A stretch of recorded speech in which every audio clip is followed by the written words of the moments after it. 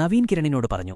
എന്തായാലും അവൾ എനിക്ക് വീഴുമെന്ന് തോന്നുന്നില്ല. അതിനാദ്യം അവളുടെ അച്ഛൻ എന്റെ സൈഡാക്കണം. നീ അവളുടെ അച്ഛന്റെ അടുത്ത് പോകണം. കിരൺ നവീൻ പറഞ്ഞതനുസരിച്ച് അവളുടെ അച്ഛന്റെ ഓഫീസിൽ പോയി. ഈ ഓഫീസ് സിനിമാ ഷൂട്ടിങ്ങിന് തരാമോ? തന്നാൽ നിങ്ങൾക്ക് ആ സിനിമയിൽ അഭിനയിക്കാൻ ചാൻസ് തരാം എന്ന് പറഞ്ഞു. അത് കേട്ടതും ദേഷ്യം വന്ന അവളുടെ അച്ഛൻ അവനോട് തട്ടിക്കയറുകയും ഇറങ്ങിപ്പോകാൻ പറയുകയും ചെയ്തു. അച്ഛന് സിനിമ ഇഷ്ടമല്ല എന്നറിഞ്ഞ നവീൻ അമ്മയ്ക്ക് സിനിമ ഇഷ്ടമായിരിക്കുമെന്ന് വിചാരിച്ച് കിരണിനെ അവളുടെ അമ്മയുടെ അടുത്തേക്ക് അയച്ചു.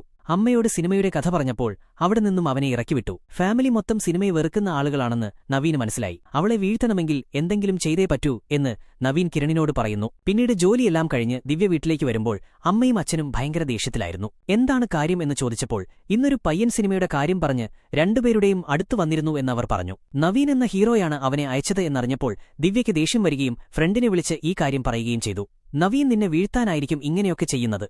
നിനക്കിഷ്ടമാണെങ്കിൽ നീ ഓക്കേ എന്ന് പറ എന്ന് ഫ്രണ്ട് ദിവ്യയോട് പറഞ്ഞു. ഇല്ല, ഞാൻ അച്ഛനും അമ്മയ്ക്കും ഇഷ്ടപ്പെട്ട ആളെ മാത്രമേ കല്യാണം കഴിക്കൂ എന്ന് പറഞ്ഞ് അവൾ ഫോൺ കട്ട് ചെയ്യുന്നു.